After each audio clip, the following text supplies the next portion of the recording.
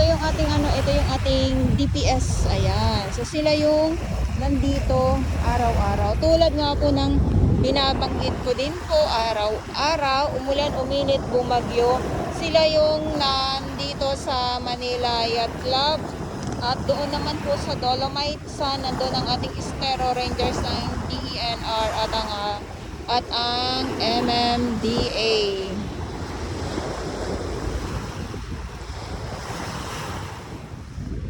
Good morning! Ayan, so nandito po tayo ngayon sa Manila Yacht Club na kung saan ay nakikita po ninyo or natin itong muli yung mga basura na nandito. So, good morning! Ngayon ay August 1. Ang bilis ng panahon, kahapon ay July. Ngayon ay August 1 na po. Ayan, so nandito tayo sa Manila Yacht Club.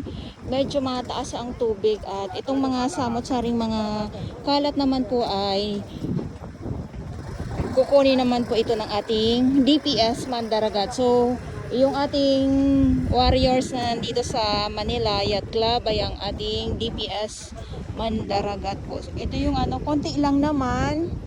Pero hindi pa nila ito makukuha kasi mataas ang tubig ngayon. Ayan, so dito tayo sa may, dito tayo sa may karagatan. May karagatan talaga. So, ito yung ito yung trash boom na matagal na din na hindi pa po na hahakot. So, silipin muna natin dito sa dito sa dagat kasi nga yung oil or yung langis na kumalat na at ang balita ay nagsasabi na dito na din daw sa Manila Bay, dito sa Rojas Boulevard. Wala pa naman po tayo nakikita dito. Ayan, so ito yung dito sa side na to, dito na lang, konti na lang din po yung makikita ninyo ng mga ng mga kalat.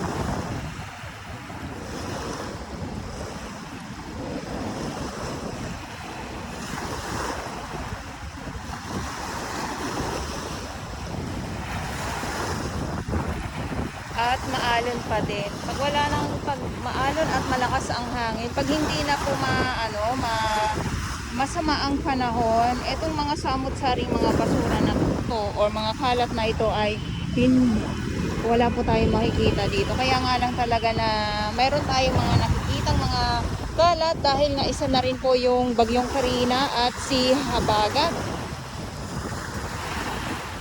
Wala naman po. Hinahanap ko yung langis. Wala.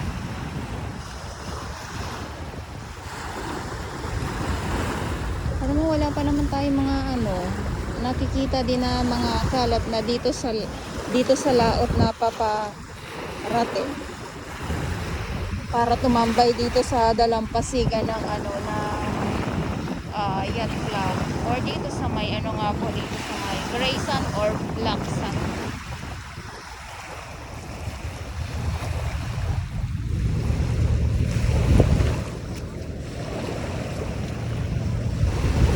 Sila po yung nandito araw-araw ang ating DPS Mandaragat.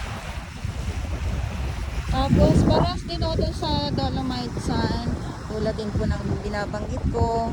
So yung mga basura po dito ay hinahakot din po ito. Pero itong ko lang dito, itong trash boom, hindi ko talaga alam kung kailan din po ito mahahakot dahil matagal na din po, ilang buwan na din po nakatambay yung trash boom dito.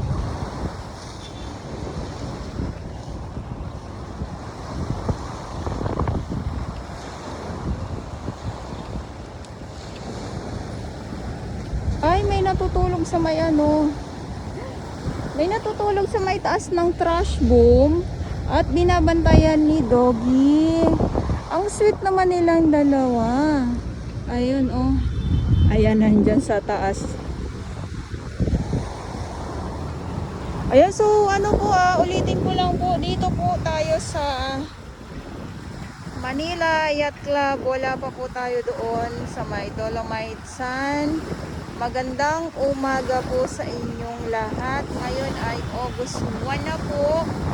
Sabi ko nga ay ang bilis ng panahon, August 1 na kaagad.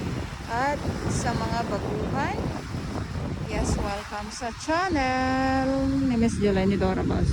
Mahalin niyo po ako ng buong buo. Yun ay hindi galing slow na ang pricing. Para sa one.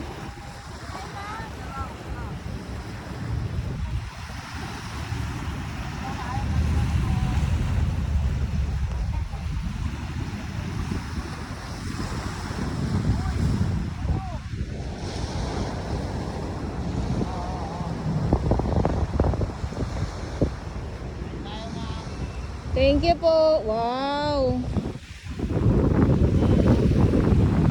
Hakutan na naman.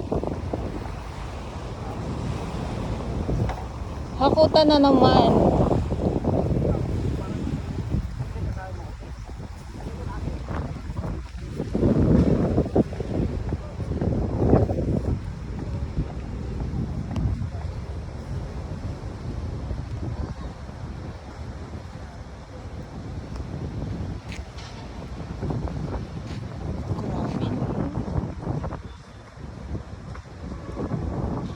Sabi ni Ma'am Marisa ay tataas pa daw po itong tubig. So, hindi naman pwede na lulusong sila dyan. Ano? Kaya abangan nila na itong mga basura nga ay siyempre or itong mga kalat ay umano siya, pumunta dito sa pinakatabi mismo talaga para mahakot nga po ng ating DPS Mandaragat. So ito yung update natin dito sa Yacht Club.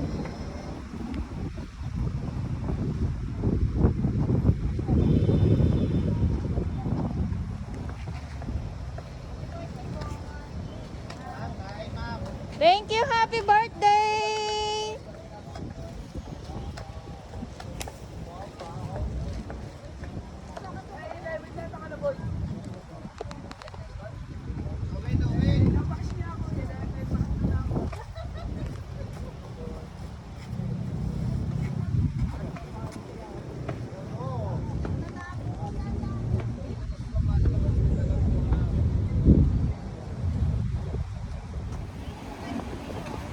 Good morning! Ayan, so Manila Bay, Manila Yacht Club po tayo ngayong araw.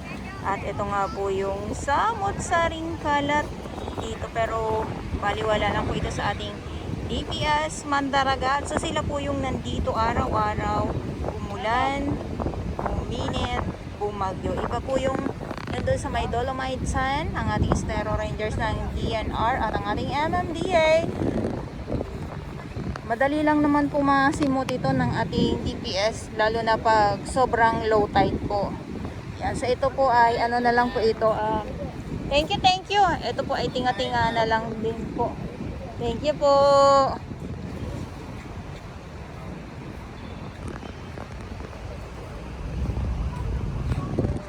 Dati yung mga samut-saring dito, nakakarating dito. Ayun. Hanggang dyan na lang.